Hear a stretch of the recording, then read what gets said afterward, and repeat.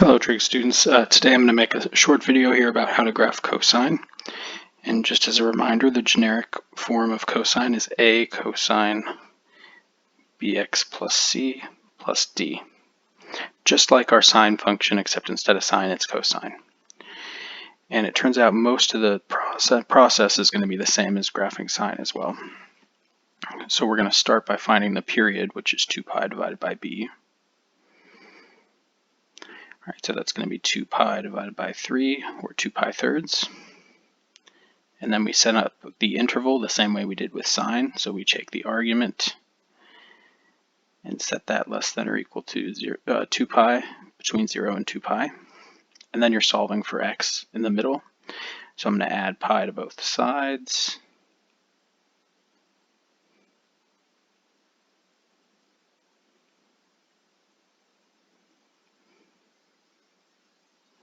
And then divide by 3.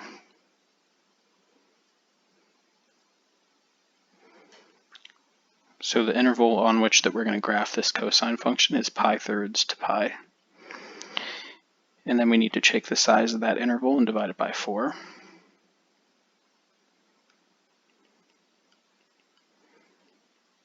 Which gives us pi over 6, and that's going to help us label the x-axis. Then the amplitude is 2, it's just the a value. And the midline is 1. And the pattern that we're going to follow, this is a positive cosine function. So cosine starts at its amplitude, then goes down to the midline, goes down again, back to the midline, back to its peak. And if you've drawn it correctly, the points should kind of make a V shape.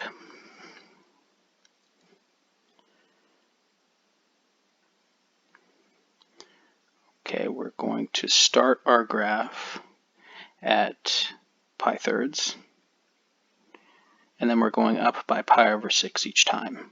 So when you add pi over 6, the next one would be pi halves, then 2 pi thirds, then 5 pi sixths, and finally pi. And you'll notice that our interval matches the x-axis here. The left and right endpoints match the interval, and you're going up by the interval over 4 each time. Okay, the next step is to plot the midline.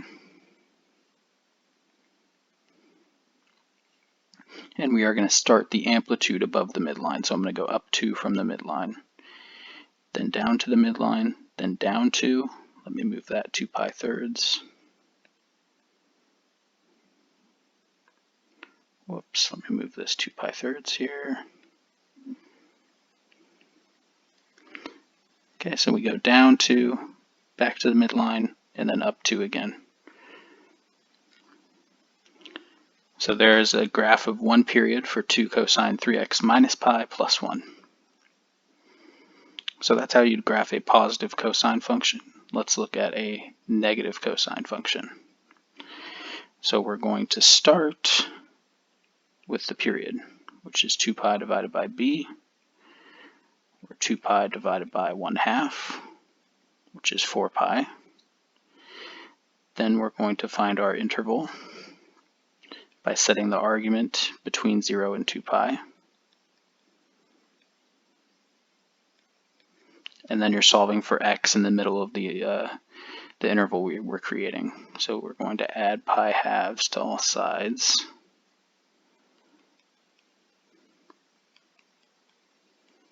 And we get pi halves is less than or equal to 1/2 x less than or equal to 5 pi halves. Then to get rid of the 1/2, we'll multiply everything times 2. And this kind of nicely gets rid of all of our fractions, right? So pi less than or equal to x less than or equal to 5 pi. Then we're going to take our interval size and divide it by 4.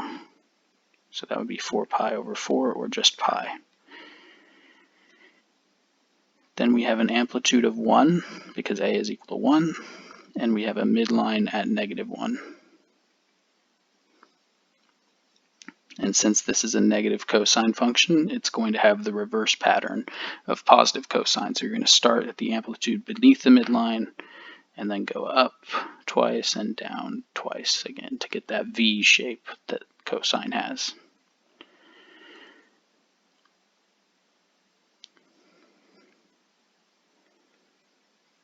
Okay, we're going to start at pi and we're going up by pi each time.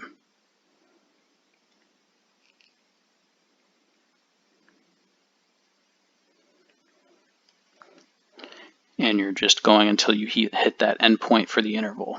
So the endpoint for our interval was 5 pi, so that's why I stopped at 5 pi there, because we only need to graph one period of this.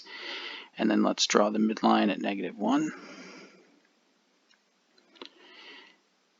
And on the left, we're going to start at the amplitude beneath the midline, go up to the midline, go up into amplitude again, back to the midline, and down again.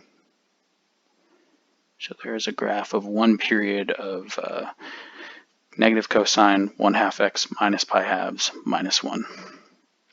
As always, if you guys have questions, please feel free to ask me, and I'd be happy to do more examples with you.